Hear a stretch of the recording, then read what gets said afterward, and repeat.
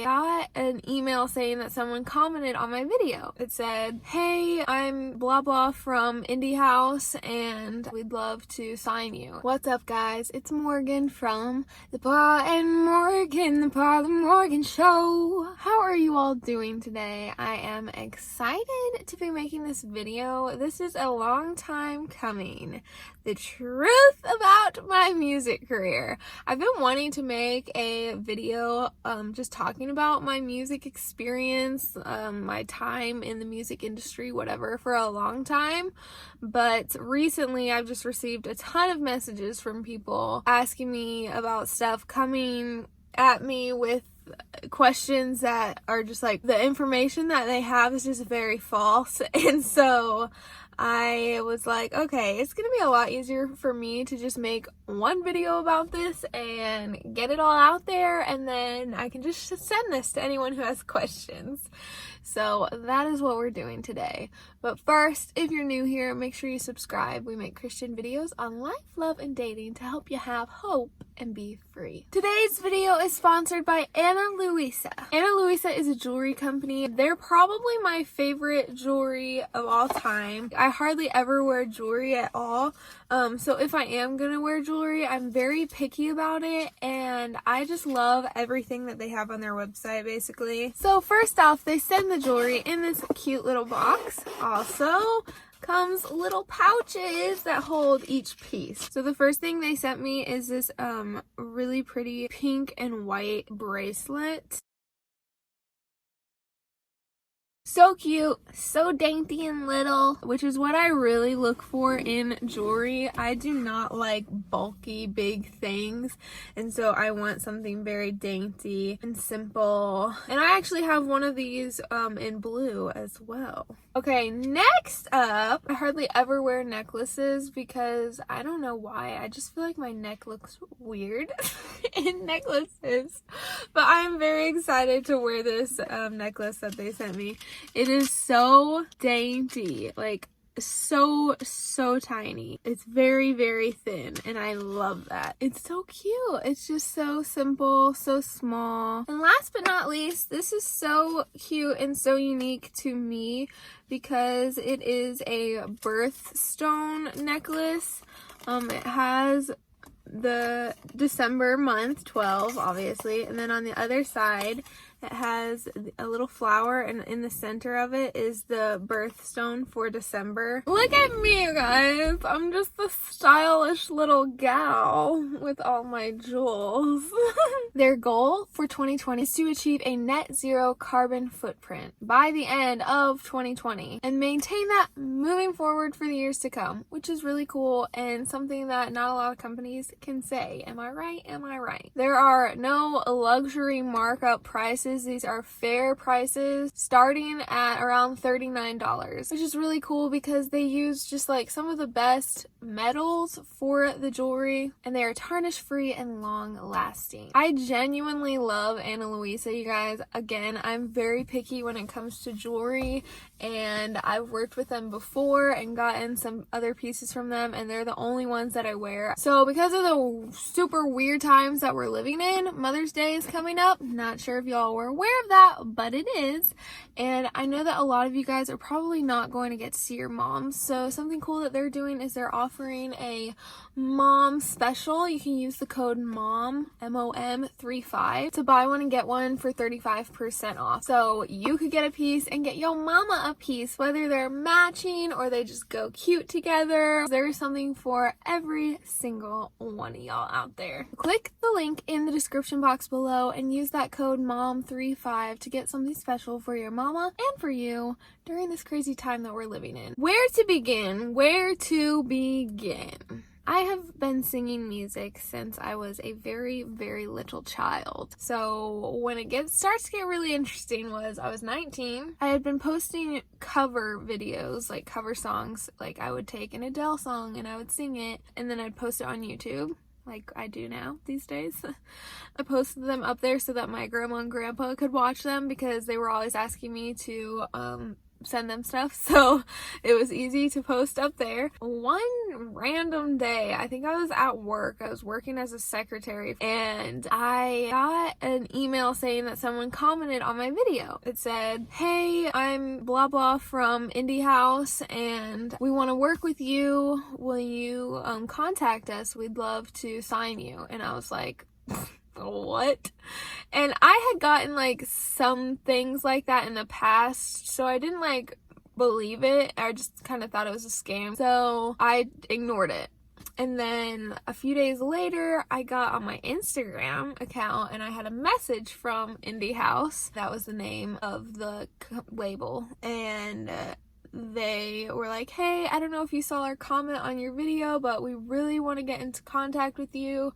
Would you be able to Skype us? We're legit, we promise." I was like, okay, this is weird. So I ended up looking at their website and I saw that they were a like sound company. They weren't necessarily a record label. It's not like they had signed a bunch of artists or anything like that.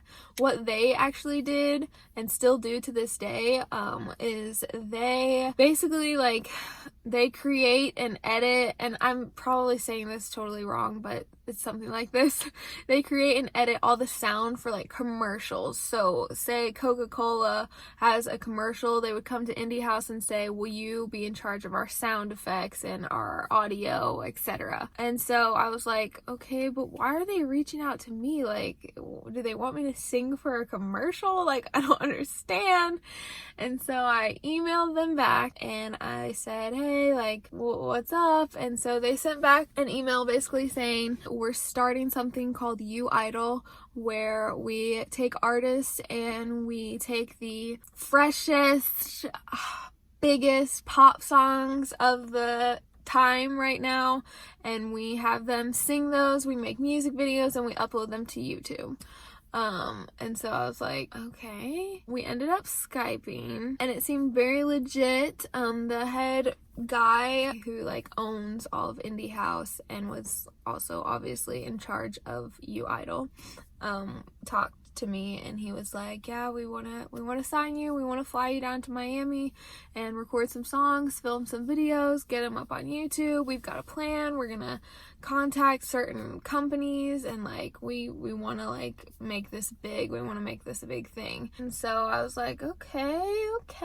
So I said yes. After our Skype call about a week or two later, I think, I flew to Miami. They flew me out there. My mom came with me.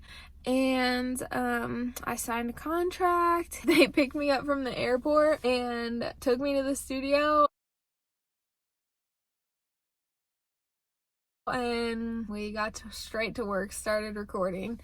I think the first song we ever did was a Sam Smith song. It was such a exhilarating, a fun time. I mean, like, literally everything was being paid for. I was being flown out to Miami. I was traveling. I was living kind of on my own. The first time that I went down, my mom went with me and she came down one other time. But like, it was so much fun. There's been like a big misconception that YouIdol, which is the YouTube channel and the Instagram page and the Facebook page maybe, are things that I created and things that I was running. I never ever had any control over the YouTube page, the Instagram, none of the social media, nothing. I had no control like over anything. And so I don't know why people think that, but yeah, YouIdol was not my thing. It was a big company's thing that they started as like a side project and reached out to me, and I was just one of their artists. They had a few artists on their roster. You'll see like a few videos on YouIdol's YouTube channel if you go check it out, which I was really like their main artist, the one they were like pouring the most time into, and were trying to use me and my face to, you know, go to companies and have me as the face of YouIdol. It was very fun the whole time, I will say. I had a lot of fun. It was such such a cool experience, and it grew me so much as an artist, as a musician. Of course, there were not good things that were going on behind the scenes that you don't see. There are a lot of misconceptions that I was so happy and oh my goodness, look at the joy in her eyes. Well, guess what, my friends? It's called acting. And I'm a good actress. But seriously, although it was a fun time, it was very trying. There was a constant battle with my faith and my morals and my beliefs against their wants and their desires and their beliefs. There were no Christians or believers like at all there, I don't think. And although there were some amazing people there, there were also some people there who mocked my beliefs, who did not care about my morals, who really all they wanted to do to me was make me this sexual thing. And I fought back a lot, okay? I fought back a lot saying, no, I'm not singing that song. No, I'm not wearing that outfit. No, I'm not doing that in the video. No, I don't want to do this. No, I don't want to do that. And although I did win some of those battles, I did not win most of them. As you all have probably seen me wearing a ridiculous cop outfit or being in a video with two shirtless guys side by side dancing around me. Like, I can't even tell you how incredibly uncomfortable I was in that cop outfit. Like, I was so embarrassed, you guys, when they pulled that out of the box, because they bought it on like Amazon. It's not like it was some expensive wardrobe costume, whatever. And they pulled that out of the bag. I was like, you guys are joking, right? I'm not wearing that. And they're like, yeah, this is what you're wearing. I'm like, guys, I did not want to wear that, okay? Part of the music industry is, sadly, you're controlled by people, other people who don't always have your best interest in their minds. Like, although they did respect some of my wishes, they did not respect them all. And had it been my way, a lot of things would have looked different. A lot. One, I wouldn't have been singing cover songs for as long as I had. I did not want to keep singing those songs. It was really hard for me towards the end of several few months where I just like really struggled with singing the songs that they had me singing. I didn't want to be singing other people's songs. I didn't want to be doing covers. I wanted to be writing my own music because I'm very much a singer-songwriter. I very much want to sing my own stuff. The only time I'm like ever okay with singing other people's songs is if one, I just really love that song, or two, it's a worship song. But yeah, so I was really struggling towards the end, and you all might think that I look super happy in those music videos. And again, although there was a lot of times where it was a lot of fun, there were times where I did not want to be doing it at all, but I can't look like that in a video, okay? It's called acting. It's called acting, and I was just being told what to do, and I had to do it because they were paying me, and I was in a contract, and I didn't really have like a ton of free will to be able to like do whatever the heck I wanted. Like, again, in the music industry, there's so much control that you don't have. I remember one of my producers was laughing when I told him that I was still a virgin and that I was saving sex for marriage, which, as you guys know, ended up not saving sex for marriage. But I had not had sex yet, and they were just laughing so hard, and they were like, here's what you need to do. Go out tonight, get a little drunk, take some kind of drug, and just hook up with the guy. Just get it over with. And they were like cracking up about it, and it was legit advice. Like, that is what they were telling me to do. And I was just like, what? Like, mind blown. I was just So that's what I was constantly dealing with, were these guys just telling me I needed to get out and have some sex and have a little bit of fun and not be so uptight, and who cares if God exists or not, like surely he wants you to have a good time. And I remember them constantly joking about, well, they were going to be partying it up in hell together, all of them. It was just really, really sad, but also like it was wearing me down. The enemy was planting seeds in me. I know that people think like, oh, she was so happy and look at the joy in her eyes and look at the passion that she's putting across in these music videos. Like, guys, they're music videos. They're literally acting. I am acting in every single one of those videos. I don't understand how someone can watch those videos and then think like that they know me. Like, that's not real life. Those are music videos where a producer and a director and a set, whatever, people all around the set were telling me how to act and telling me what to do and telling me where to put my hand and telling me what to do to the guy, like whatever. Like, it was acting. So yeah. Another misconception that I am getting a lot of is that when I met Paul forced me to leave my label, which I think is very interesting and funny, because clearly these people do not understand the music industry. A boyfriend has zero power over these big music people. You think that my boyfriend is gonna come into the company and be like, that's it, my girlfriend's out, and they're gonna be like, yes sir, yes sir. No, okay? No, not even remotely. That was never ever the case. When I met Paul and I told him that I was signed with a music label and that's what I did full time, was travel and record music and stuff, he was like, what? That is the coolest thing I've ever heard.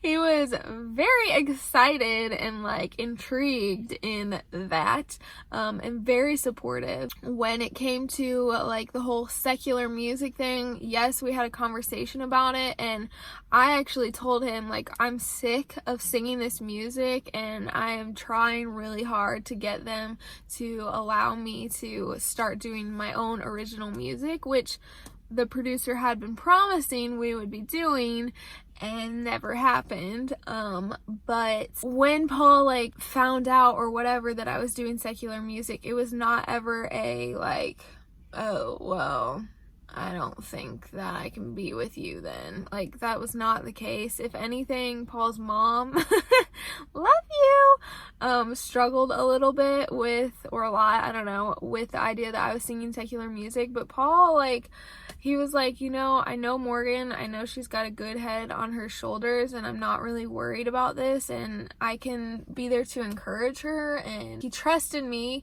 He trusted that if there was a song that came along that they wanted me to sing that was just like absolutely disgusting, that I would absolutely put my foot down, which I did several times being signed with them. I remember there was a Demi Lovato song, Cool for the Summer, I think is what it's called.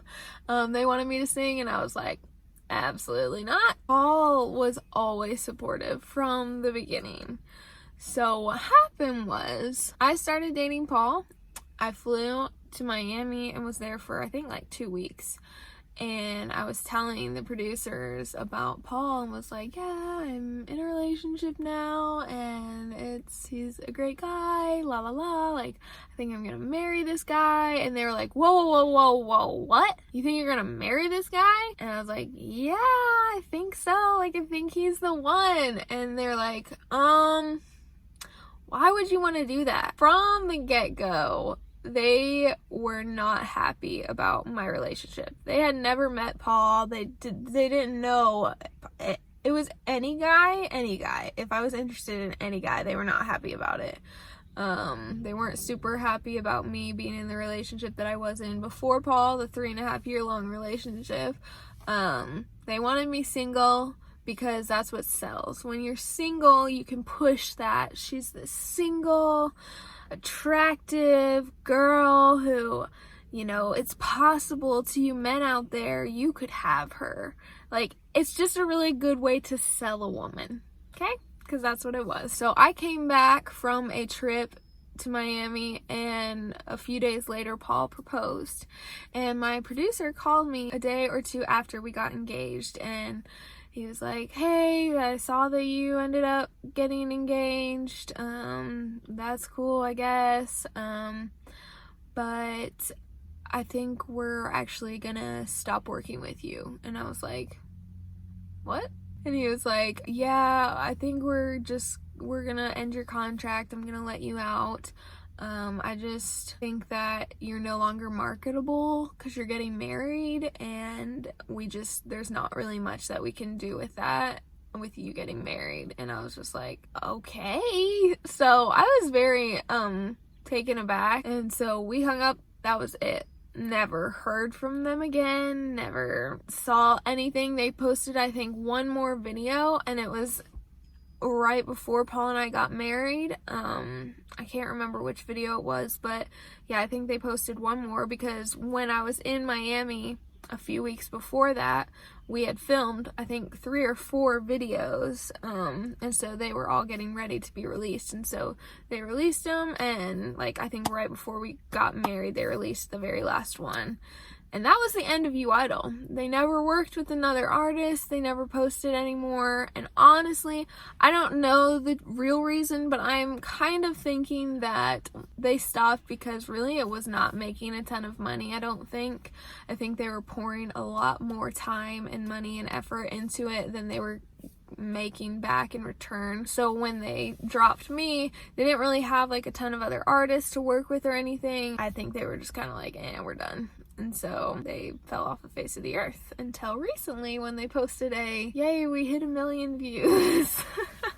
There's just a ton of misconceptions and lies out there about my music stuff, which is like so strange to me. That's that. There's no like weird thing about it. I mean, it sucks that they ended the contract because I was getting married and seemed no longer marketable to them, but also, I won't lie, I was somewhat relieved because I was ready to be doing my own music, so I was kind of ready to be done anyways. Obviously sad how it all ended, because I really did love the people that I worked with.